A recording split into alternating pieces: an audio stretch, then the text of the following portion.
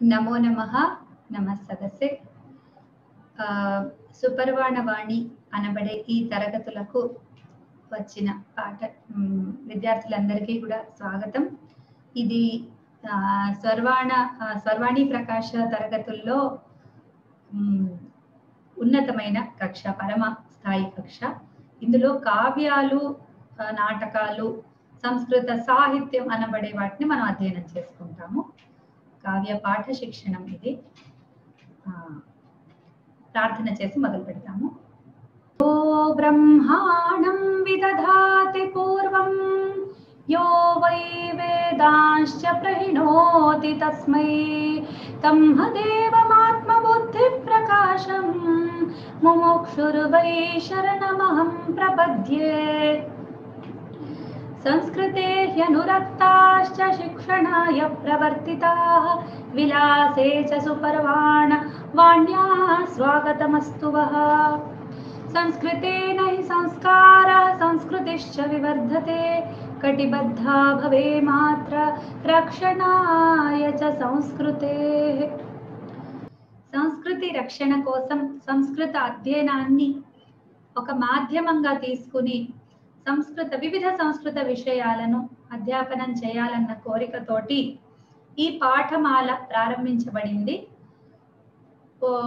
ఇందులో 7 పాఠమాలలు ఉన్నాయి. ఆ 7 పాఠమాలలు 2 భాషల్లోనూ జరుగుతాయి. అందులో ఇది 7వది, చివరిది. ప్రతి సోమవారం ఉంటుంది. దీంట్లో మొట్టమొదటి పాఠ్యాంశంగా మనం తీసుకున్నది ప్రతిమా నాటకం, భాసుడు. సరళం నుంచి కఠినానికి వెళ్తాం మనం దీంట్లో. ఇది పరమస్థాయి తరగతి. అందరికీ స్వాగతం. మొట్టమొదలు మనము ఏది అధ్యయనం చేయబోతున్నా దాని గురించిన నేపథ్యం తెలుసుకోవడం చాలా అవసరం. నేపథ్యం అంటే బ్యాక్గ్రౌండ్ విషయాలు, ఇది ఏంటి, ఎట్లా, దానికి సంబంధించి ఏమైనా ఉన్నాయో అవన్నీ కూడా చదువుకుంటే కనుక కొద్దిగా ఆసక్తి పెరుగుతుంది మనకు దాంట్లో. అందువల్ల మొదలు ఇదొక నాటకం.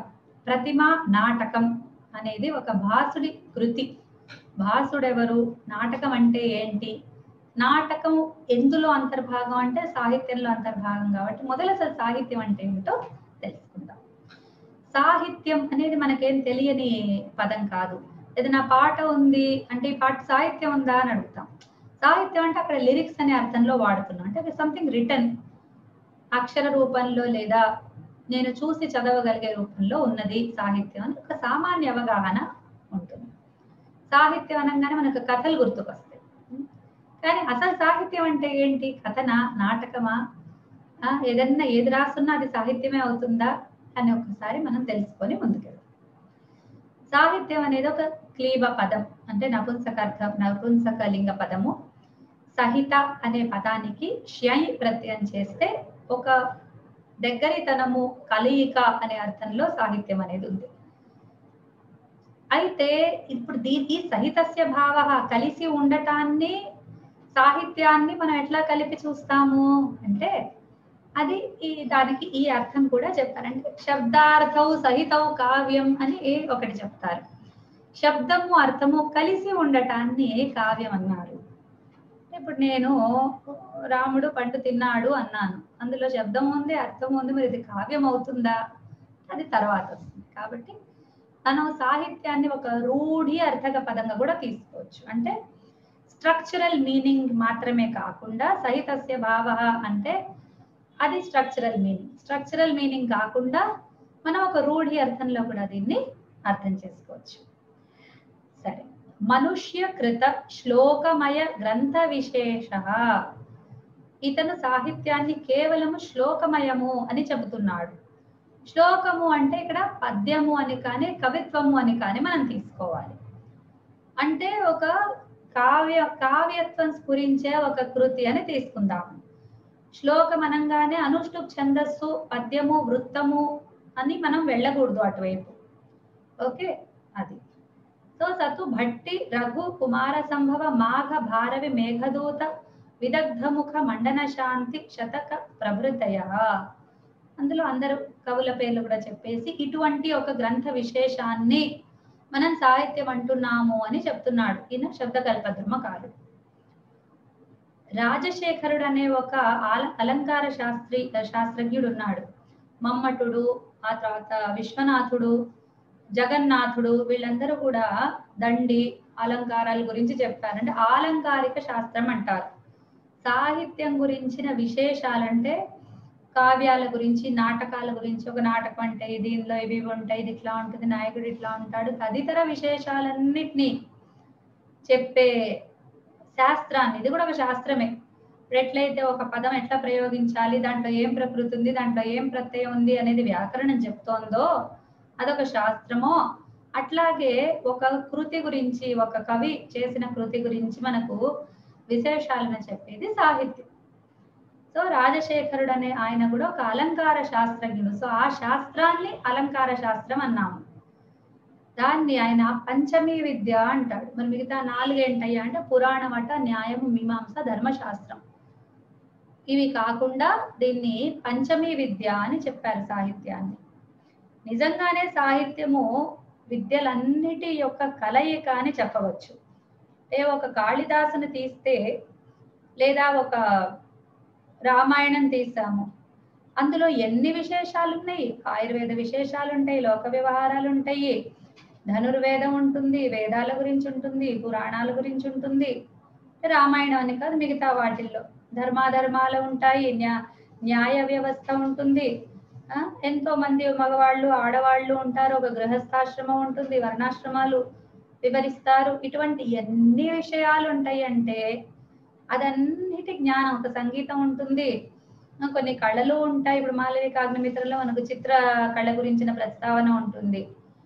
ఆ విధంగా మనం చూస్తే సాహిత్యం అనేది ఒక, అంటే ఎన్నిటితో కూడి ఉన్నదో మనకు అర్థమవుతుంది. ఓకే, అందులో నేర్చుకోవటానికి డైరెక్ట్గా ఒక పురాణం తీస్తే, ఒక ధర్మశాస్త్రం తీస్తే, లేకపోతే ఒక వేదం తీస్తే మనకు తెలిసే విషయాలు ఒక్కొక్క విషయం ఉంటుంది. సాహిత్యం అట్లా కాదు. ఆ శాస్త్రాన్ని, అంటే దానికి సొంతంగా ఉన్న శాస్త్రం ఉన్నప్పటికీ అది కాకుండా ఇంకా చాలా చాలా విషయాలు సాహిత్యంలో ఉంటాయి. ఓకే, సాహిత్యం ప్లేస్ ఎక్కడుందో చూద్దాము. మొట్టమొదలు వేదాలు, చతుర్దశ విద్యలు అని ఒకటి ఉంటుంది, అది వేరు, నేను దాని గురించి చెప్పట్లేదు.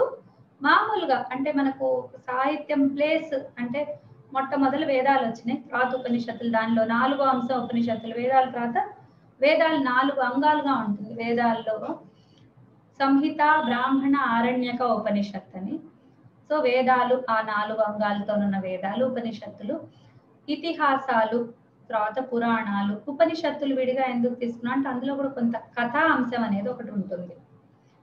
ఇతిహాసాలు, పురాణాలు, స్మృతులు, ఇవన్నిటి స్థాయి అయిపోయిన తర్వాత కావ్య నాటకాదులు అని అనుకుంటాం. ఓకే, ఇట్లా ఉంటుంది దీని ఆర్డర్. దాని తర్వాత సర్వప్రాచీన సాహిత్యం ఏది?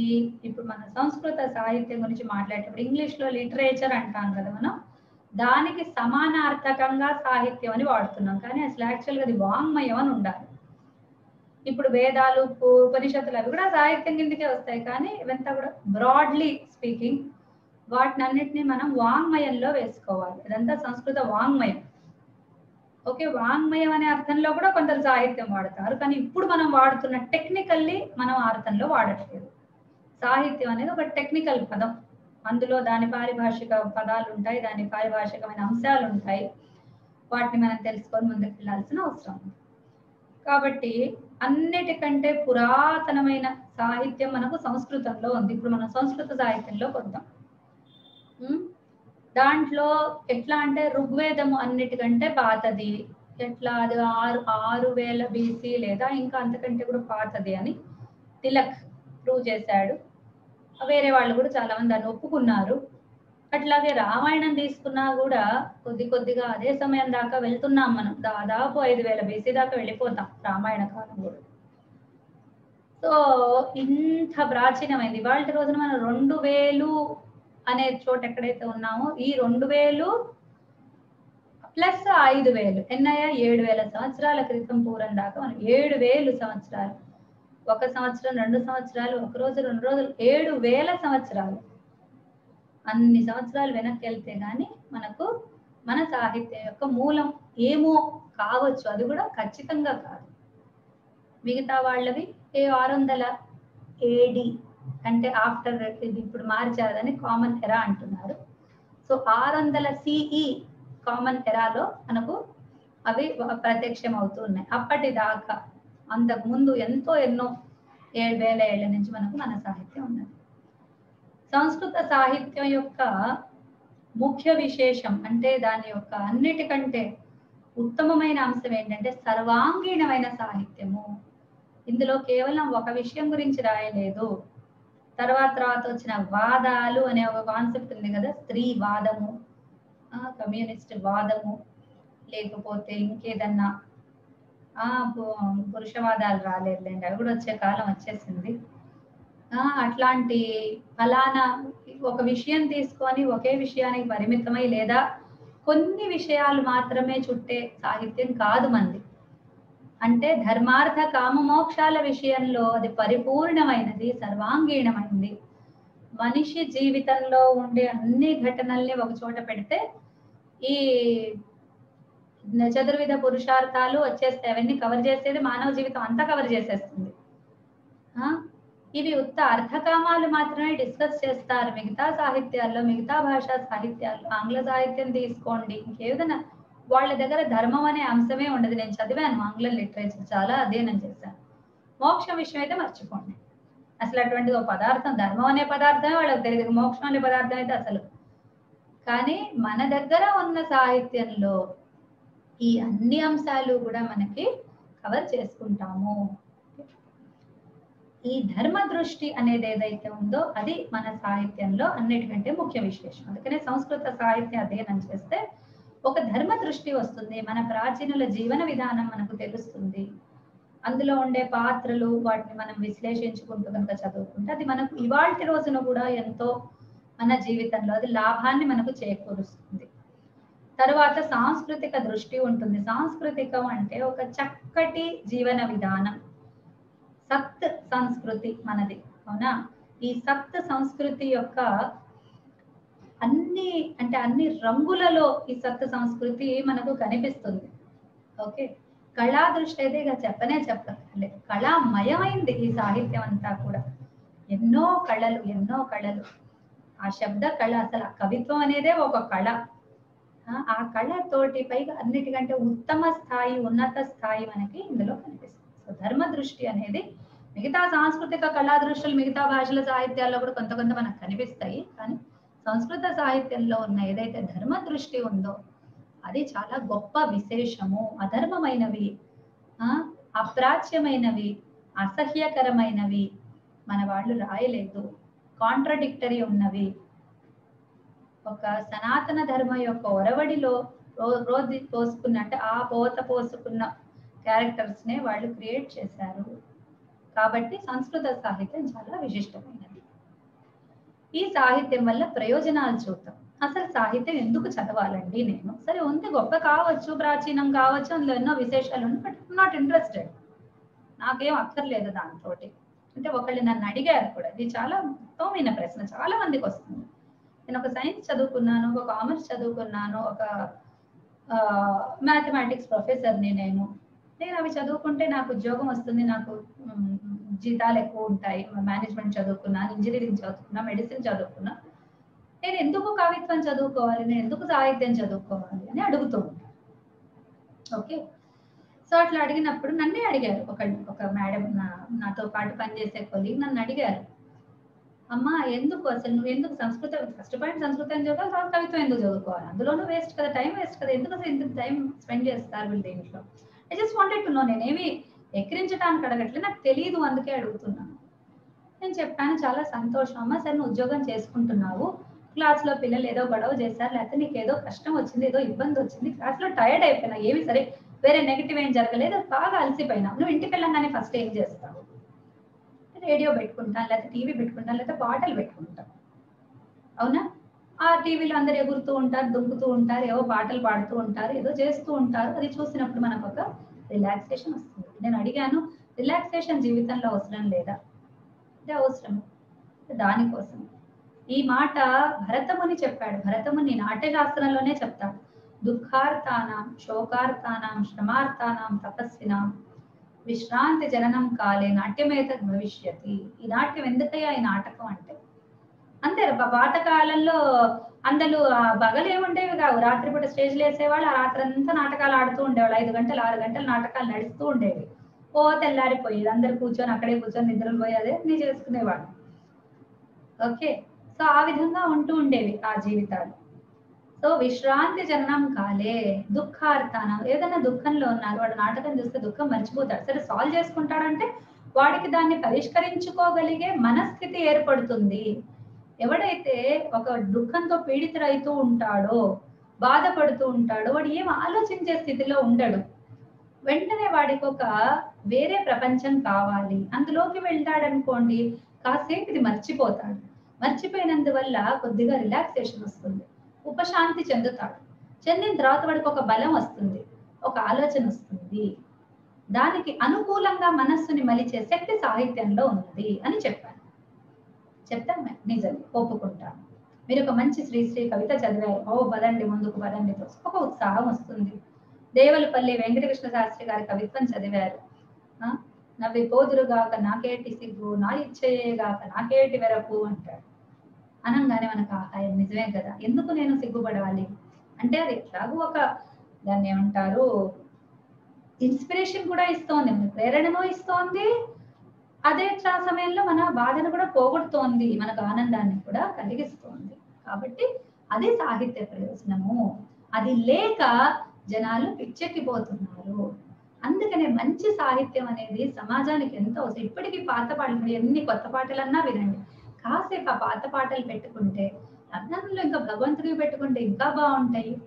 ఇంకా కూడా అంటే రిలాక్సేషన్ తో పాటు సంగీతానందంతో పాటు ఉన్నతమైన భావాలు కూడా మనము వింటాము. ఒక ఆయన పాడుతూ ఉంటాడు, పేరేంటి, హిందీలో పాడుతూ ఉంటాడు అనమాట ఆయన, ఓం హరివంశ तेरा राम जी करेंगे बेड़ा पार उदासी मन काहे को करे. ఎందుకు మనసు పాడు చేసుకుంటావు, నీకు రాముడు ఉన్నాడు, ఆయనే నీ కష్టాన్ని తీరుస్తాడు.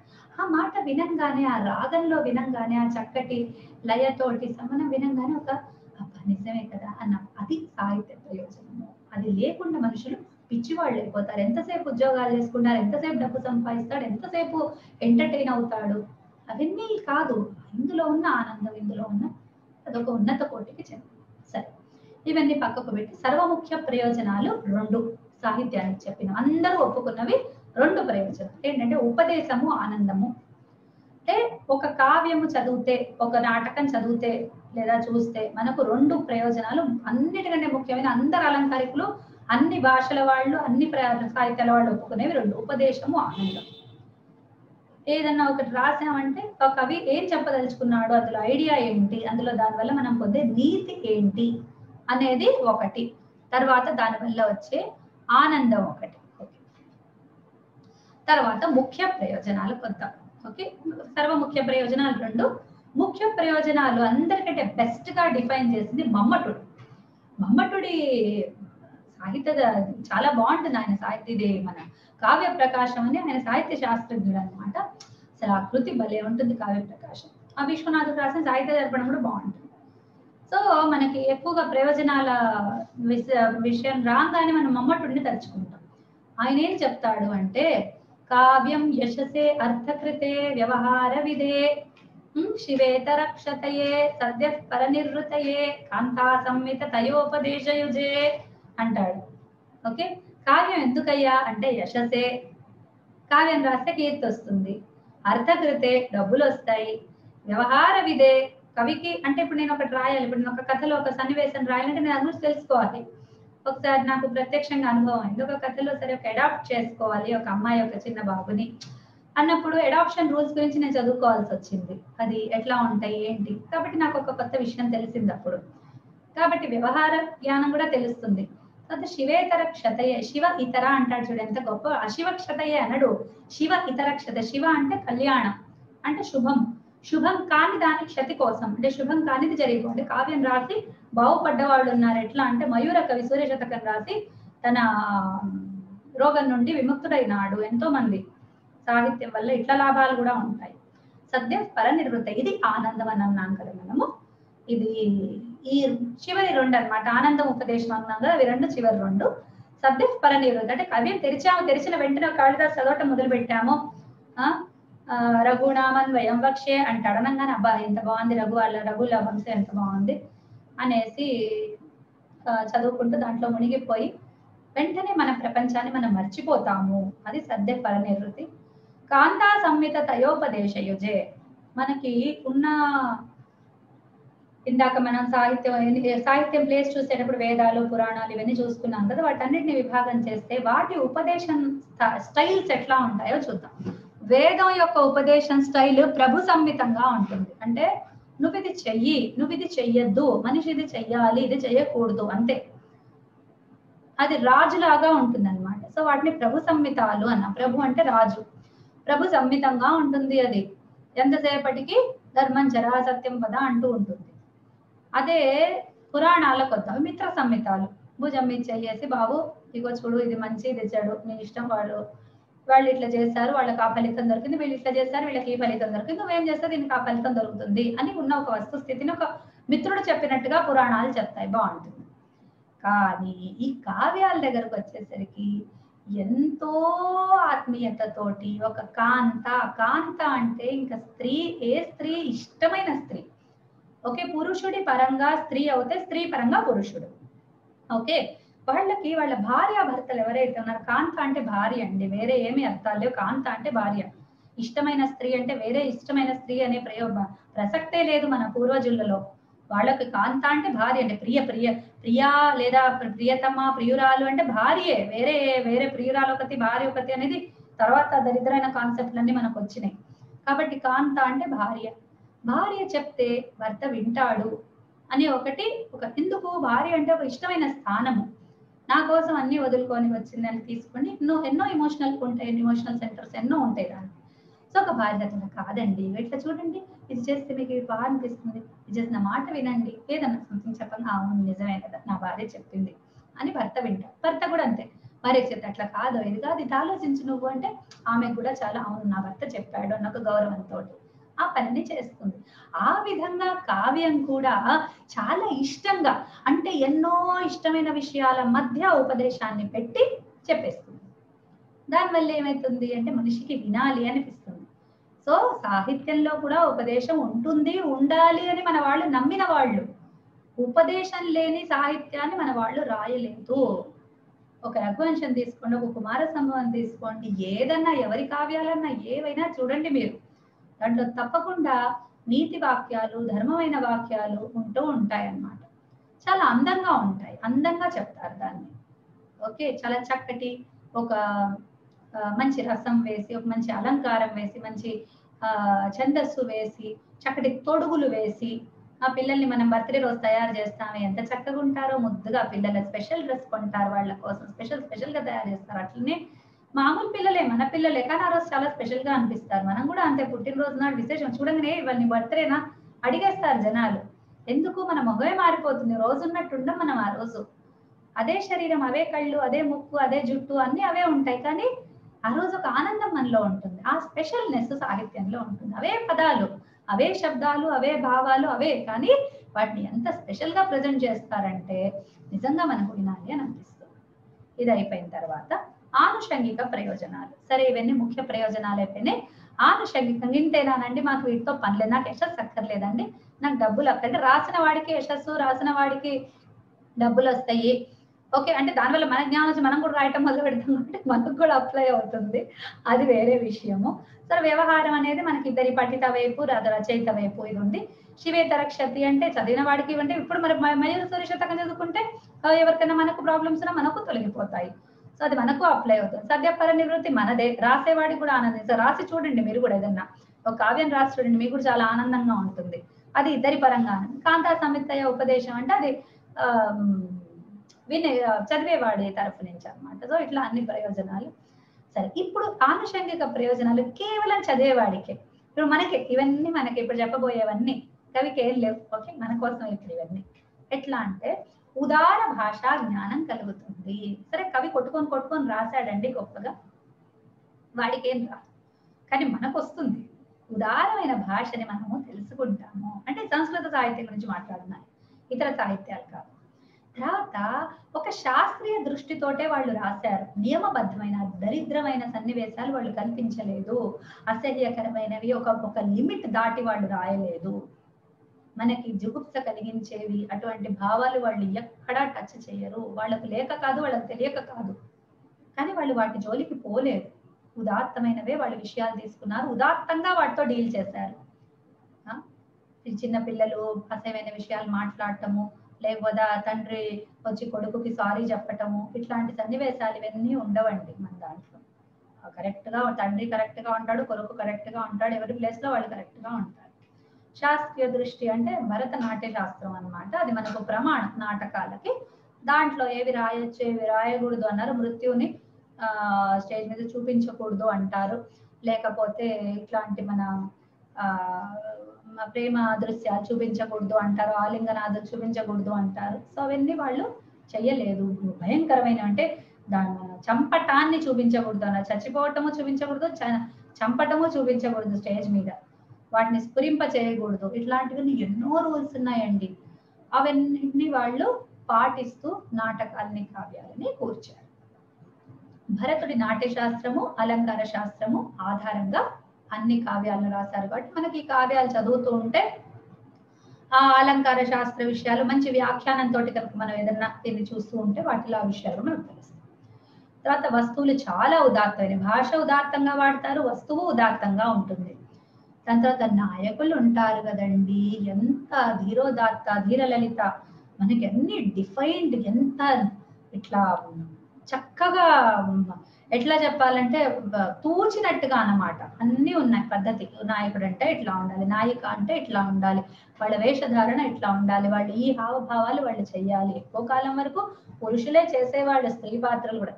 తర్వాత స్త్రీలు రావటం మొదలు పెట్టారు. దానివల్ల ఎన్నో సమస్యలు అవి కూడా వస్తాయి, చేయకూడదు అని చెప్పి కంచి పరమాచార్య స్వామి కూడా అదే అన్నారు. అయ్యో సినిమాల్లో వీళ్ళు భార్యాభర్తలుగా వేస్తున్నారు, అట్లా చెయ్యొచ్చు, పుస్తక కట్టడంతో సహా స్టేజ్ మీద చూపిస్తుంటే ఇంకా దానికి వాల్యూ ఏముంది అని అనిపిస్తుంది. ఒక పెళ్లి సీన్ చూపించాలి, సజెస్ట్ చేయండి. వాళ్ళ పెళ్లి జరిగింది అని ఓ మంగళ వాయిద్యాలు, కొన్ని సినిమాల్లో మంగళ వాయిద్యాలు ఇట్లా వాయించినట్టుగా చూపిస్తారు, తర్వాత అయిపోతుంది. అట్లా చేయాలి. కానీ ఇట్లా చేస్తే ఎట్లా అంటే మళ్ళీ వాళ్ళ తర్వాత వాళ్ళ జీవితాల మీద ఎంత దాని ప్రభావం పడుతుందని కంచి పరమాచార్య స్వామి అడిగితే అదే అనిపించింది. ఆ ప్రశ్నను చదివి, ఎంత పిచ్చి ప్రశ్న, ఎంత మహానుభావుడు ఆయన. నిజమే కదా, వాళ్ళు ఎంత జీవితాల గురించి ఆలోచించారు. సో ఆ సమస్యలన్నీ మనకి ఈ సంస్కృత నాటకాల్లో మనకు రావు. ఆ పాత్రధారులు కూడా పురుషులే ఉండేవాళ్ళు, హాయిగా గడిచిపోయేది, ఎవరికి ఎటువంటి ఇది అందరికీ తెలుసు అని ఏదో ఒక భావాన్ని చూపించాలనుకున్నారు, దట్స్ ఆల్. దానికోసం వాళ్ళు ఏ రూల్స్ వైలేట్ చేయలేదే, నియమాలు భంగాలు చేయలేదు వాళ్ళు. సరే, దాని తర్వాత సంస్కారం చాలా అభివృద్ధి అవుతుంది. నేను చదివాను కుమార సంభవం, ఆమె ఆ పార్వతి తపస్సు అయితేనేమి, ఆయన రావటం అయితేనేమి, ఆ విషయాలు అవన్నీ చదువుతుంటే నిజంగా చాలా సంస్కారవంతంగా ఉంటాయి. ఇగో నేను అడగకూడదు కానీ నేను అడుగుతూ ఉన్నాను, నువ్వు ఎందుకు ఇక్కడ ఒంటరిగా ఉన్నావమ్మా? ఎంత చక్కగా అడుగుతాడో ఆ శివుడు, ఆయనకు అన్ని తెలుసు. అది ఎంత బాగుంటుందో ఆ సన్నివేశం. అంటే ఇట్లా అడగాలా, ఓకే అడగకూడదు అనే సంగతి మనం తెలుసుకోవాలి. చాలా మంది తెలియకుండా ఎన్నో అడిగేస్తూ ఉంటారు మామ మీద, వాళ్ళకి కనీసం ఇది కూడా ఉండదు సెన్స్. సో మన కావ్యాలు చదివినందువల్ల ఆ విషయాలు కూడా మనకు తెలుస్తాయి. తర్వాత సంస్కృత కావ్యాలు చదివితే మన అనే ఒక భావన వస్తుంది. నాది, ఇది నా భాష, నా పూర్వజుల భాష, నేను నాకు సంబంధించిన, అంటే మనకి సంబంధించిన ఎన్నో విషయాలు, మన ఆచారాలు, మన వ్యవహారాలు, మన మాట్లాడే తీరు, మన జీవన విధానాలు అవన్నీ దాంట్లో ఉంటాయి. కాబట్టి మీరు ఒక ఇంగ్లీష్ లిటరేచర్ చదివితే మీకు ఎవరిది ఏదో ఫారెన్, అసలు అవి ఎట్లా ఉంటాయో తెలియదు. వాడు నేను చదివి చూశాను, వాడు ఏదో సిటీ స్క్వేర్ ఏదో అంటారు వాళ్ళు, వాళ్ళకి తెలుస్తాయి అవి. అది ఏంటి, ఆ ప్లేస్ ఏంటి, అక్కడ ఏం చేస్తారనేది వాళ్ళకి, నాకు తెలీదు. వాళ్ళ దేశాల్లో మనం ఎప్పుడు ఉండాల్సిన అవసరం కూడా రాకూడదు అని కూడా దేవుడి దండం పెట్టుకుంటాను. సో వాళ్ళు వాటిని డిస్క్రైబ్ చేసేటప్పుడు అవన్నీ మనకు తెలియదు. అంటే మన అనే భావన మనకు రాదు. ఇంగ్లీష్ సినిమాలు చూసినా కూడా రాదు. వాళ్ళు ఎవరో మనకు తెలియదు, వాళ్ళ జీవన విధానం మనకు. కానీ వీళ్ళు అట్లా కాదు, వీళ్ళు మనకు తెలుసు. ఈ తండ్రులు, ఈ తల్లులు, ఈ భార్యాభర్తలు, ఈ పిల్లలు, ఈ వ్యవస్థలు, ఇవన్నీ మనకు తెలిసినవి. ఓకే, అందుకని మనకు ఒక ఆత్మీయ భావన కలుగుతుంది. వికటత్వ అభావ, ఎటువంటి విపరీతమైన భావాలు కలగవు. మనసు వికటం కాదు, వికృతం కాదు, ఏ వికృతులు ఉండవు వీటిల్లో. చాలా అందంగా ఉంటాయి, హాయిగా ఉంటాయి. మనం హ్యాపీగా పుస్తకం తెచ్చి చదువుకోవచ్చు. ఒకవేళ శృంగార భావాలున్నా మనం భరించే స్థాయిలోనే ఉంటాయి. అతి శృంగారం అతి చేసి మనల్ని ఇబ్బంది పెట్టేంతగా ఎక్కడా ఉండవు. ఓకే, మనం ఉత్తమ కావ్యాల గురించి మాట్లాడుతున్నట్టు ఉత్తమ కావ్య లక్షణాలు అవన్నమాట. ఓకే, దాని తర్వాత వ్యక్తిత్వ వికాసం అనుకుంటే ఎక్కడెక్కడో పోయి ఏవేవో తిరుగుతూ ఉంటారు, మనం వాటికి పోక్కర్లేదు. చక్కగా వీటిల్లోంచే మనము మంచి ఒక వ్యక్తిత్వము ఉన్నతంగా నిజంగా ఇవాళ రేపటి పిల్లలకు గనక కావ్యాలు చెప్తే వీళ్ళకి మీరు చూడండి, సంస్కృతం చదువుకున్న పిల్లలకి అంటే మంచి కావ్యాలు అవి చదువుకున్న పిల్లలకి మిగతా పిల్లలకి ఎంతో తేడా ఉంటుంది. వాడికి ఏమీ తెలియదు ఇంగ్లీష్ ఎడ్యుకేషన్ అయిన వాడికి. ఇంగ్లీష్ ఎడ్యుకేషన్ చదువుకోవద్దు అంటలేదు నేను, పొట్టకొట్టి కోసం చదువుకోండి, చదవద్దంటే, కానీ వీటిని కూడా చదవండి. అవి ఆ చదువులకు పెద్ద బుద్ధక్కర్లే, బుర్రలు అక్కర్లేదు. అవి అయిపోయింది, పాస్ అయిపోయినారు, చేస్తున్నారు, ఉద్యోగాలు వచ్చేసిన అప్పుడన్నా కనీసం కొంత టైం దీనికి స్పెండ్ చేయండి, చేస్తే మీకు చాలా లాభం జరుగుతుంది. ఫస్ట్ సాహిత్య ప్రక్రియలు చూద్దాము. అవన్నీ ప్రయోజనాలు అయిపోయినాయి. ఇప్పుడు ఎన్ని రకాల సాహిత్య ఎక్స్ప్రెషన్స్ ఉంటాయి తెలుసుకుందాము. ఒక కావ్యం అనేది కూడా ఒక జనరల్ ఐడియాలో తీసుకుంటున్నాము. ఓకే, దృశ్య కావ్యము, శ్రవ్య కావ్యము అని ఉంటుంది. ఆ తర్వాత ఇంకొక రకమైన ఇది చేస్తే పద్యం, గద్యం, జంపు, 2 రకాల విభాగం. ముఖ్యమైనవి చెప్తున్నాను నేను, వీటిని డెప్త్ లోకి వెళ్ళట్లేదు. శ్రవ్య కావ్యం చూస్తే మహాకావ్యం, ఖండకావ్యం, జంపు కావ్యం. మహాకావ్యం, ఖండకావ్యం రెండే ఉంటాయి, జంపు కావ్యంలోకి రాదు. దృశ్య కావ్యం అంటే నాటకము, 10 రూపకాలు ఉంటాయి. ఓకే, నాటకం అనేది ముఖ్యంది, అందులో 10 రకాలు ఉంటాయి అన్నమాట దృశ్య కావ్యంలోకి వస్తే. ఉపరూపకాలు కూడా ఉంటాయి. ఇంకా తర్వాత గద్యంలోకి వచ్చేసరికి కథ, ఆఖ్యాయిక అని 2 రకాలు ఉంటాయి. ఒక సాహిత్యాన్ని సంస్కృతంలో మనం అధ్యయనం చేయాలి అంటే మనము ఛందోమయమైన పద్యం అంటే ఛందస్సు అంటే ఏంటో మనకు తెలియాలి, వృత్తం అంటే ఏంటో మనకు తెలియాలి, లేకపోతే వాటిని చదవటము రాదు. వాటిలంటే వృత్త జ్ఞానం వల్ల వచ్చే ఎంజాయ్మెంట్ ని మనం కోల్పోతాం. అందుకనే ఒక శ్లోకాన్ని చదివేటప్పుడు ఆ రాగయుక్తంగా చదువుకుంటే ఆ భావంతో పాటు ఆ లయ కూడా మనని ఎంతో ఆనందపరుస్తుంది. ఒక మన ఇది మహిషాసుర మర్దిని చదువుతారు కదా, ఇట్లా ఎన్నో స్తోత్రాలు మంచి మంచి ఛందస్సుల్లో రాశారనుకుంటే వెంటనే ఇది గురించింది నాకు ఎక్కువగా ఇష్టం కాబట్టి చెప్తున్నాను. ఇప్పుడు ఆ మహిషాసుర మర్దిని భావన, జయ జయ హే మహిషాసుర మర్దిని రమ్య కపర్దిని శైలసుతే అన్నప్పుడు ఆ కూర్పు, ఆ లయ మిమ్మల్ని ఎంత ఆనందపరుస్తుంది. ఆ మహిషాసుర మర్దిని భావన కంటే కూడా ఆ లయ మిమ్మల్ని ఎంత తొందరగా మిమ్మల్ని ఆ భావంలోకి తీసుకెళ్తుంది. అవునా? ఒకసారి మీకు తెలిసిన ఏరియా కాబట్టి నేను అది చెప్తున్నాను. అది కూడా ఒక కావ్యం లాంటిదే, స్తోత్రం కూడా ఒక కావ్యమే అందులో కూడా. అందుకనే మనం వీటిలో కొన్ని స్తోత్రాలు కూడా చదువుకుంటాం, స్తోత్రాలు, స్తోత్రార్థాలు కూడా మనం ఈ పాఠ్యాంశాల్లో మనం తీసుకుంటాం. ఓకే, అయిన తర్వాత అందులో అలంకారాలు, రీతులు ఉంటాయి. అలంకారాలు అంటే ఏమీ లేదు, అదేంటి ఆయన మన జటాటవి గలజ్జల ప్రవాహ భావిత స్థలేలో స్మరచ్చిదం, పూరచ్చిదం, భవచ్చిదం, మఖచ్చిదం, గజచ్చిదాంత ఖచ్చితం, తమంత ఖచ్చితం, ఆ చి చి చి చి అని వస్తుంది. ఖచ్చితం, చిదం చిదం అనే ఆ చిద్ శబ్దం అన్నమాట. దాంతో మంచి ఒక రిథం క్రియేట్ చేస్తాడు. ఆ భుజంగ ప్రయాత వృత్తం అన్నమాట. అది చతుర్భిర్ యకారై భుజంగ ప్రయాతం, 4 యకారాలు ఉంటే యా యా యా యా గణాలు వస్తాయి. మనకి ఎప్పుడన్నా వీలుంటే మనం ఛందస్సు కూడా చెప్పుకుందాము. ఓకే, సో అది ఆ అలంకారం అక్కడ ఏంటంటే అనుప్రాస అలంకారం అనేది ఒకటి వస్తుంది అన్నమాట. ఓకే, నితాంత కాంత దంత కాంతి మంత కాంత కాత్మజం అచింత్య రూపమంతహీన మంతరాయ గ్రంథనం మృదంతరే నిరంతరం వసంతమేవ యోగిన తమేక దంతమేవ తం విచింతయామి సంతతం. మొత్తం అంత అంత అంత అంత అంత అంత అసలు ఎంత బాగుంటుందో అసలు. అంటే వినాయకుడి భావన పక్కన పెట్టండి, అది ఎట్లాగో వస్తుంది, కానీ ఆ వృత్తం చదివినప్పుడు మనకు వచ్చే ప్రతిరోజు దీన్ని నేను అనుభవిస్తూ ఉంటాను. నితాంత కాంత దంత కాంతి మంత కాంత కాత్మజం, ప్రతి వర్డ్ లో ఒక అంతా ఉంది చూడండి. సో అవి అలంకారాలు. సో అటువంటివి మనకి కావ్యాల్లో తప్పకుండా దొరుకుతాయి. ఓకే, తర్వాత రీతులు అట్లాంటివి టెక్నికాలిటీస్ ఇంకా చాలా ఉంటాయి. గౌడీ రీతి, పాంచాలి రీతి, ఇంకొకటి ఏంటి మన గౌడీ, పాంచాలి, వైదర్భి రీతి, ఇట్లా ఉంటాయి అనమాట. వాళ్ళ భాషా శైలి అనమాట, అది ఎట్లా ఉంటుంది అనేది. తర్వాత ఇప్పుడు మనం చదువుకుంటున్నది నాటకం అని మొదలై చెప్పాను కదా, ప్రతిమ నాటకం కాబట్టి ఆ నాటక సంబంధ విషయాలు ఒక్కసారి చూద్దాం. నాటకంలో రకాలు ఉన్నాయన్నాం కదా, వాటి పేర్లు ఒకసారి తలుచుకుందాము. దాని అన్నిట్లోంచి ఇది నాటకం అనే కేటగిరీలోకి వస్తుంది. అంటే నాటకం అనేది చాలా జనరల్ టర్మ్. నాటకం అనేది నాటకాల వెరైటీలో ఫస్ట్ దాన్ని కూడా నాటకం అనే అంటారు. నాటకం సప్రకరణం బాణ ప్రహసనండిమః యాయోగ సమవకారో భీత్యంకేహామృగా ఇతి. ఓకే, సో ఇవి నాటకం, ప్రకరణం, బాణ, ప్రహసనం, డిమః, వ్యాయోగ, సమవకార, వీథి లేదా వీథి అని కూడా ఉందన్నమాట. ఓకే, వీథి అంక ఈహామృగ, ఈహామృగవు అని ఉండాలి. ఈహామృగ ఇది వీథి, వీథి అంక ఈహామృగ 3 ఉన్నాయి కాబట్టి మన బహువచనం వేశారు. సో ఈ నాటకాలు 10 రకాలు. వీటన్నిటి గురించి కూడా దశరూపకం అనే పుస్తకంలో చెప్పబడింది. సరే, వీటి తర్వాత ఒక నాటకంలో ఒక ఇతివృత్తం ఉంటుంది, ఒక వస్తువు ఉంటుంది. వస్తువుగా ప్రసిద్ధమైన వస్తువులే తీసుకుంటారు సాధారణంగా కవులు.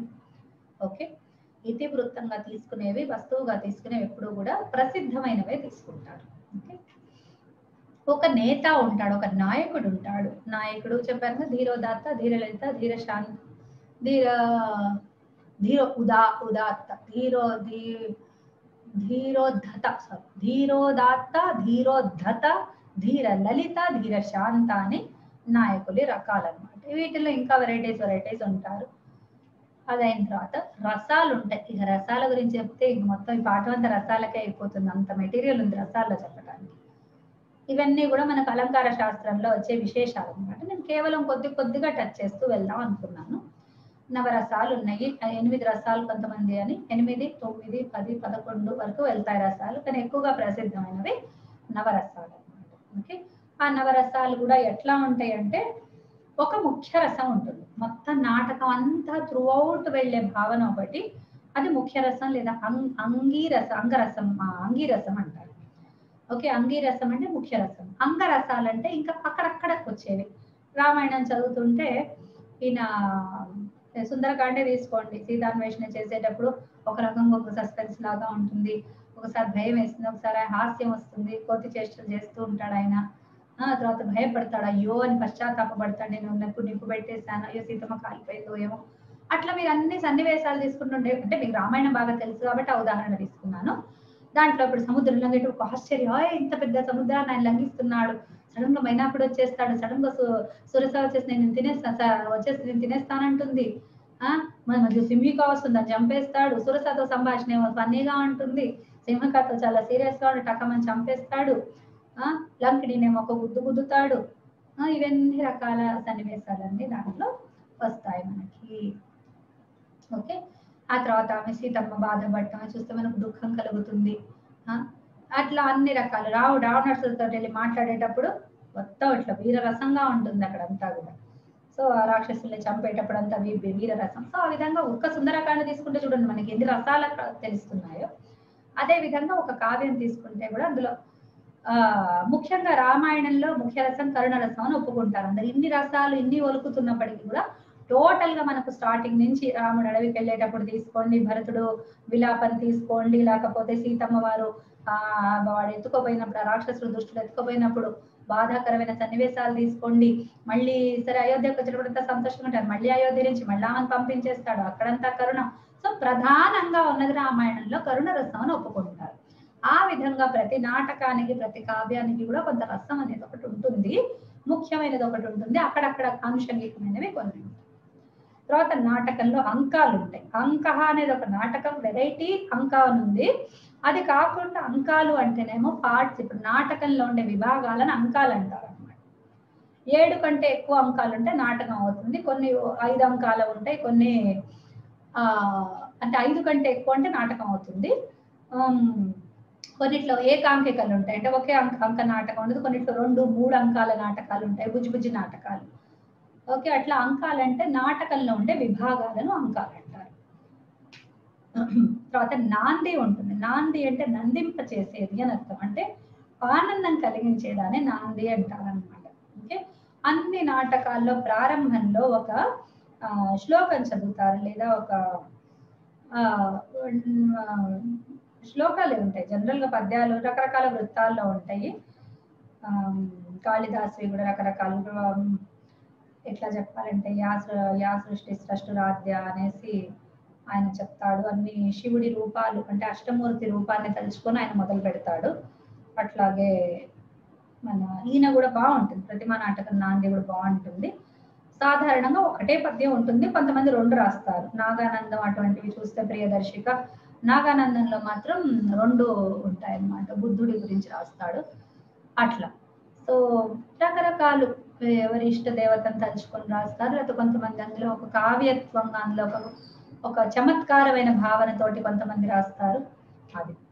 అదైన తర్వాత పాత్రలు ఎట్లా అంటే రకరకాల పాత్రలు ఉంటాయి. పాత్రధారులు అంటే ఇప్పుడు మన ఎవరు దాన్ని ధరిస్తున్నాడు వాళ్ళు రోల్ ప్లే చేసేవాళ్ళు.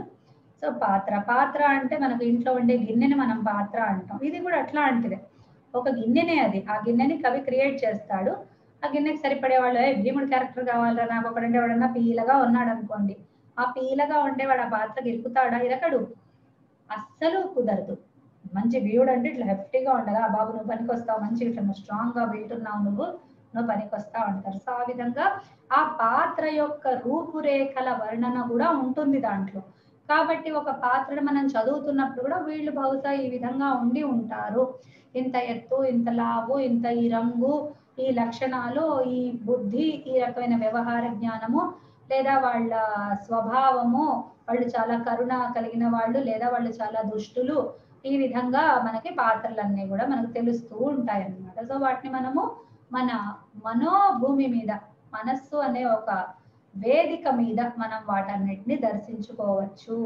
ఓకే, వాళ్ళందరూ మనకు గోచప్పుడు సినిమా అంటే డైరెక్ట్ గా చూపించేస్తారు మనకు అన్నీ కూడా స్క్రీన్ మీద. మనం ఇమాజిన్ చేసుకోవడానికి ఏం ఉండదు, బ్లాంక్. అదే ఎవరో అన్నారు, పడుకున్నప్పుడు కూడా బ్రెయిన్ 6% యూజ్ అవుతుందంట, కానీ సినిమా చూసేటప్పుడు అంట 0 అయిపోతుందంట, ఏమి చెయ్యదంట బ్రెయిన్ ఆ టైంలో.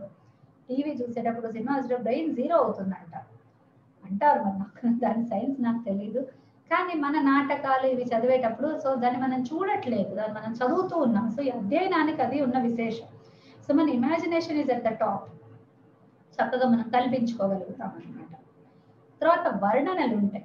వర్ణన అంటేనేమో ఒక విషయాన్ని లేదన్నా ఇప్పుడు సూర్యోదయం, సూర్యాస్తమయం, ఒక యుద్ధ వర్ణన, ఒక ప్లేస్ వర్ణన, వాడు ఒక భవంతికి వెళ్ళాడు, భవంతి ఎట్లా ఉంది అనే వర్ణన. ఇక ఏది దొరికితే దాన్ని కాసేపు కొద్దిగా రిలాక్సేషన్ కోసం కథాగమనం మధ్యలో కొన్ని వర్ణనలు ఉంటాయి. రథం వెళ్తోంది, రథం ఎట్లా వెళ్తోంది, అప్పుడు వాయువు ఎట్లా వీస్తోంది, ఆ వేగం ఎట్లా ఉంది, అశ్వాలు ఎట్లా ఉన్నాయి, ఈ విధంగా కొంత వర్ణనల కోసం. కొంతమంది ఇక వర్ణనలలోనే అలసిపోతూ ఉంటారు, అలా కొడుతూ ఉంటారు. కొంతమంది మాత్రం చాలా క్లుప్తంగా వర్ణించేసి ముందుకు వెళ్ళిపోతారు. రకరకాలు ఉంటారు కవులు. అలా అయిన తర్వాత ప్రతిమా నాటకం భాసుల గురించి చాలా క్లుప్తంగా చెప్పుకొని మనం ముందుకు వెళ్ళొచ్చు. భాస నాటక చక్రం. భాసుడు ఎవరయ్యా, ఎప్పటివాడు, ఏంటి అంటే ఆయన గురించి కొన్ని విశేషాలు చెప్పుకుందాం. మొట్టమొదలు భాసుడు అసలు ఎన్ని నాటకాలు రాశాడు అంటే ఆయన 13 నాటకాలు రాశాడు.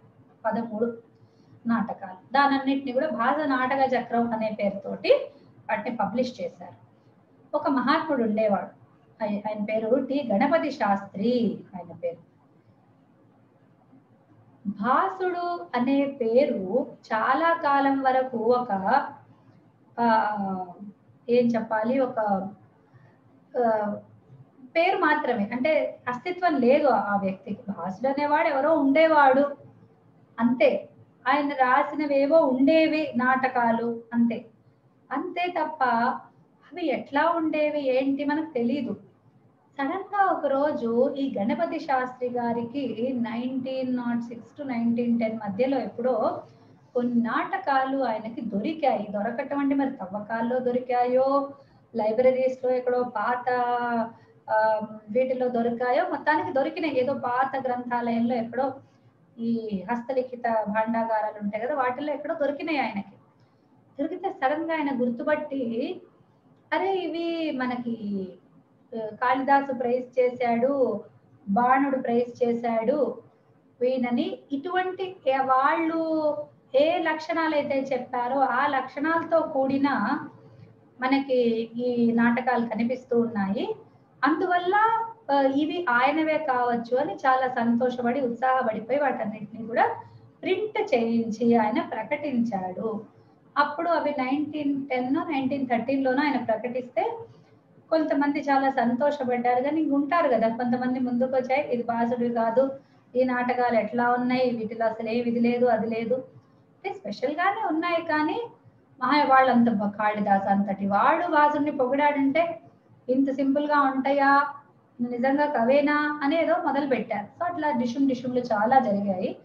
జరిగిన తర్వాత ఫైనల్ గా సరే భాసుడు రాశాడు, ఇవన్నీ కూడా ఏకకర్తృకమైనవి, ఒకే కవి కూర్చినవి. సో వీటిల్లో ఉన్న లక్షణాలని బట్టి, వాళ్ళు ప్రైజ్ చేసిన లక్షణాలని బట్టి ఇది భాసుడు అనే మనకు అనిపిస్తోంది, ఇంకెవరో రాసినవి అయ్యుండుంటవి ఇవి అని నిష్కర్ష చేశారు. ఇప్పుడు మనం వాటిని భాసుడి పేరుతోనే చదువుకుంటున్నాం. సో చెప్పదలుచుకుంది ఏంటంటే ఇప్పుడు గణపతి శాస్త్రి ఒక్కడే కాదు, సరే ప్రపంచం అంతా చదివారు కదా వాటిని. ఇప్పుడు గణపతి శాస్త్రికి విషయం ఎట్లా తెలుసో మిగతా ప్రపంచానికి కూడా అట్లే తెలుసు కదా. సో వాళ్ళందరూ కలిసి నిష్కర్ష చేసిందే మనం నిజమని ఒప్పుకొని మనం ముందుకెళ్తున్నాం. ఈ నాటకాలు మిగతా తర్వాత కాళిదాసాదులు రాసిన నాటకాల కంటే భిన్నంగా ఉంటాయి. ఎట్లా ఏం భిన్నం అనేది ఇప్పుడు మనం అంత టెక్నికల్ గా వెళ్లాల్సిన అవసరం లేదు. ఓకే, వాటన్నిటి విశేషాలు కూడా మనం కావాలంటే తర్వాత మధ్య మధ్యలో తెలుసుకోవచ్చు. చూద్దాం.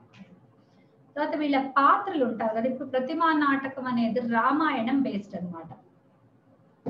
ఇందులో రాముడు ఉంటాడు, ఇందులో సీతమ్మ ఉంటుంది, దశరథుడు ఉంటాడు, భరతుడు ఉంటాడు.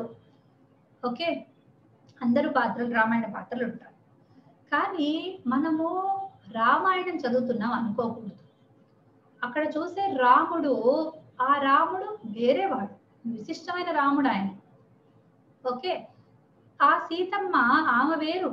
రామాయణంలో సీతమ్మ వేరు, ప్రతిమా నాటకంలో భాసుడు చూపిస్తున్న సీతమ్మ వేరు. కాబట్టి ఆ విషయాన్ని మనం మర్చిపోకుండా ప్రతి నాటకాలని వీటిని మనం చదువుకోవాలి. సరేనా? అదైన తర్వాత ప్రకృతి చిత్రణం భాసుడిది ఎట్లా ఉంటుంది అంటే చాలా సింపుల్ గా ఉంటుంది. ఈయన భాష సింపులే, శైలి సింపులే. శైలి చాలా చాలా సింపుల్ గా ఉంటుంది, మామూలు భాష. అందుకనే ప్రథమ కృతిగా దీన్ని ఎంచుకోవడం జరిగింది. ఓకే, ఇది చూస్తే మటుకు మనకు చాలా ప్రాథమికంగా అనిపిస్తే పద్యాలు బాగుంటాయి. పద్యాలు కొంచెం అంటే వృత్తంలో ఉంటాయి కాబట్టి వాటిని చదివేటప్పుడు కొద్దిగా ఝాస పెట్టాలి. అంటే కొద్దిగా అన్వయం అవి చేసుకొని చదవాలి కాబట్టి కొద్దిగా ఇబ్బంది అవుతుంది, కానీ పర్వాలేదు, చేసేసుకుంటాము. తర్వాత ఇందులో 7 అంకాలు ఉన్నాయి. తర్వాత అలంకార యోజనం అంటే భాసుడు పెద్ద అలంకార ప్రియుడు కాదు. ఈయన భాష ఎక్కువగా రామాయణ భాష, మహాభారత భాష లాగా ఉంటుంది. కృత్రిమత ఎక్కడా ఉండదు, అస్సలు కృత్రిమంగా ఉండదు. చాలా సింపుల్ లెవెల్ లాంగ్వేజ్, సింపుల్ గా మనం ఇంట్లో మాట్లాడుకున్నట్టే ఉంటాయి సన్నివేశాలు, వాటితోటి ఉంటాయి. సో ఇక్కడతోటి ఈ పాఠం మనకి ఒక పరిచయం కూడా మనకు పూర్తయింది. ఇవాళ ఒక శ్లోకం ఏమన్నా అవుతుందేమో అనుకున్నా కానీ సమయం సరిపోదు, అస్సలు సరిపోదు. ఇవాళ ఇంట్రొడక్షన్కే అయిపోయింది టోటల్ గా. మీకు భాసుడి గురించి ఇంకా ఇన్ఫర్మేషన్ కావాలంటే నాది ఒకటి కోర్స్ ఉంది, వ్యోమ కోర్స్ ఉంది. ఆ కోర్సులో సంస్కృతంలో మీకు సంస్కృతం నేరుగా అర్థం అవుతే, మాట్లాడేది భాష మీకు నేరుగా అర్థం అయితే గనక అందులో వ్యోమ వాళ్ళ వెబ్సైట్కి వెళ్ళేసి వ్యోమ సంస్కృత పాఠశాలలో సెర్చ్ లో పోయెట్ అని కొట్టండి. పోయెట్ అని కొడితే life of introduction to the life of poets part 1 అని ఉంటుంది.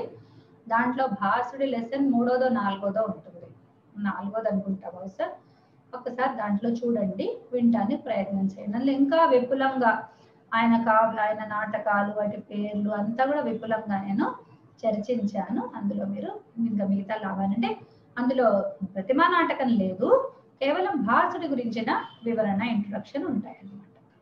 ఇప్పుడు పాఠం పూర్తయింది. మీరు ఏమైనా సందేహాలు అడగదలుచుకుంటే వీటిల్లో ఇంతవరకు మీరు అడగచ్చు. ఒకసారి మళ్ళీ నేను ఇవన్నీ స్లైడ్ ప్లే చేస్తాను. సాహిత్యం అంటే ఏంటి, ఒక చిన్న సమ్మరీ చెప్తాను. సాహిత్యం అంటే ఏంటి అని మనం డిస్కస్ చేసుకున్నాము. తర్వాత సాహిత్యం ప్లేస్ చూసుకున్నాము. తర్వాత విశేషాలు, సంస్కృత సాహిత్యం యొక్క విశేషాలు చూసాము. తర్వాత సాహిత్య ప్రయోజనాలు చూసాము.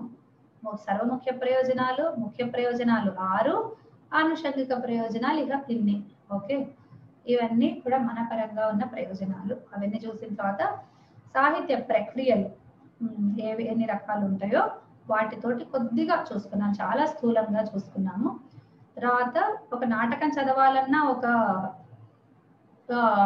కావ్యం చదవాలన్నా దాంట్లో ఒక పద్యం అనే ఒక అంశం ఉంటుంది కాబట్టి ఛందస్సు జ్ఞానం అవి అవసరం అని చూసుకున్నాము.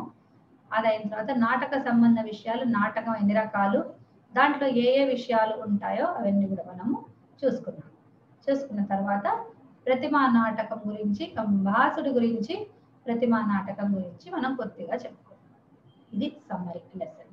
ఏమన్నా డౌట్స్ ఉంటే అడగచ్చు. మీరు సందేహాలు వచ్చేటట్టు ఏమీ చెప్పలేదు. మీరు సందేహాలు రాకుండా అంత పూర్తిగా వివరంగా చెప్పేశారు. అసలు ఇంకా అడగడానికి ఏమీ లేదు మా లాంటి అజ్ఞానులకి. మీరు అద్భుతం అన్న పదం ఒక్కటి తప్ప వేరే పదం కనిపించట్లేదు మీరు చెప్పిన ఈ క్లాస్ కి. దేవుడు మాకు ఇచ్చిన వరం మీరమ్మా. చాలా సంతోషం తల్లి. ఎక్స్పెక్టేషన్ దీన్ని నేను పూర్తి చేయాలనే కోరుకుంటున్నాను. నాటకం చదువుకునేటప్పుడు కూడా మనము, నేను టెక్స్ట్ అంటే కేవలము ఒక ప్రింటెడ్ టెక్స్ట్ చూపిస్తాను, వివరణ అంతా కూడా చెప్తాను. నేను రిటర్న్ లో మెటీరియల్ ఇవ్వటం కానీ, లేదా వాటి పదవి భాగాలు, అన్వయాలు ఇవన్నీ నేను చెప్పలేను, నేను వర్క్ చేయలేను. అందుకని మీరు ఆ విషయంలో ఎటువంటి ఎక్స్పెక్టేషన్స్ పెట్టుకోవద్దు. నేను కేవలం ప్రింటెడ్ టెక్స్ట్ చూపిస్తాను, దాని వివరణ అంతా తెలుగులో చెప్తూ వెళ్తాను. నేను మీలో ఎవరికన్నా ఆసక్తి ఉంటే చక్కగా కూర్చొని రాస్తాము అంటే కొద్దిగానే వెళ్తాము, చాలా విపులంగా చెప్పుకుంటూ వెళ్తాము. కాబట్టి ఎవరన్నా మీరు ఇంట్రెస్ట్ ఉంటే మీరు ముందుకు వచ్చి రిటర్న్ లో రాసి ఇవ్వటం చేస్తే, ఒకళ్ళు టైప్ చేయటము, లేకపోతే టైపింగ్ వస్తే టైప్ చేయటము, మీకు అట్లాంటి ఇంట్రెస్ట్లు ఎవరికి ఉన్నా కూడా మీరు వచ్చి చేయొచ్చు. ఒకవేళ పాఠం మీరు టైంకి రాలేకపోయినా యూట్యూబ్ లో ఉంటుంది కాబట్టి 1 వీక్ టైం ఉంటుంది కాబట్టి మీరు చేయదలుచుకుంటే అట్లా చేయొచ్చండి. ఇంకా నేను నా వైపు నుంచి అయితే నేను ఎటువంటి నోట్స్ నేను ప్రొవైడ్ చేయలేను, అదైతే నేను మొదలే డిక్లేర్ చేస్తున్నాను. నేను చదువుకున్న మొట్టమొదటి నాటకం ప్రతిమా నాటకమే. అసలు సాహిత్యం అంటూ నేను సంస్కృత సాహిత్యం ఒక కెరీర్ విషయంగా, ఒక సబ్జెక్ట్ విషయంగా తీసుకొని బిఏలో చేరినప్పుడు మాకు సిలబస్ లో ఫస్ట్ మా సార్ మొదలు పెట్టింది ప్రతిమా నాటకం. చాలా చక్కగా చెప్పారు ఆయన. అప్పుడు ఫస్ట్ అసలు నాటకం అంటే ఏంటి, సంస్కృత సాహిత్యానికి నాకు ఫస్ట్ ఎక్స్పోజర్ ప్రతిమా నాటకంతో దొరికింది. అంటే అంతకుముందు స్కూలింగ్ లో చదువుకున్నా కానీ, స్కూలింగ్ లో ఏంటంటే కొద్దిగా సెలెక్షన్స్ ఉంటాయి, వాటి పెద్ద అంత భావన కూడా రాదు. అన్ని కొద్ది పార్ట్స్ ఉండేవి, పెద్ద సీరియస్ గా ఉండేది కాదు. పాఠం కూడా వాళ్ళు ఎక్కువగా అనువాదం చెప్పేసే వాళ్ళు, క్లాస్ లో అయిపోయేది. కానీ ఇక్కడ ఈ బిఏలో చేరిన తర్వాత మాత్రం సార్ చాలా చక్కగా నాటకం గురించి, దాని ఇతర విశేషాల గురించి బాగా ఇంట్రొడ్యూస్ చేశారు. కాబట్టి నాకు బాగా ఉపయోగమైంది. అందుకని నేను కూడా నా పాఠాలలో మొదటి పాఠం ప్రతిమా నాటకం ఉండాలి, మొదటి కావ్యము అంటే దృశ్య కావ్యం కింద వేసుకుంటాం అనేది. నాటకం కదండి, కావ్యం కాదు కదా అంటే దృశ్య కావ్యం కింద వేసుకుంటాం. సో అందుకని భాసుడితోటి మొదలు, అని ఫస్ట్ నాటకకారుడు కాబట్టి భాసుడితో మొదలు పెట్టడం కూడా ఒక అందమైన అనుభూతి. నాటకం కూడా బాగుంటుంది, రామాయణ కథ పై నుంచి చాలా ఆసక్తికరంగా ఉంటుంది. సో మీ అందరికీ స్వాగతం. చక్కగా రండి, పాఠాలకి వినండి, లాభం పొందండి. అయితే ముగిద్దాము పాఠం. స్వస్తి ప్రజాభ్యః పరిపాలయంతాం న్యాయేన మార్గేణ మహీషాః గోబ్రాహ్మణేభ్యः శోమస్నిత్యం లోకాः సమస్తాः సుఖినో భవంతు. సర్వే భవంతు సుఖినః, సర్వే సంతు నిరామయాః, సర్వే భద్రాణి పశ్యంతు, మా కశ్చిత్ దుఃఖభాగ్ భవేత్. సర్వం శ్రీరామార్పణమస్తు. ఉంటానండి, నమస్కారం. ధన్యవాదాలు.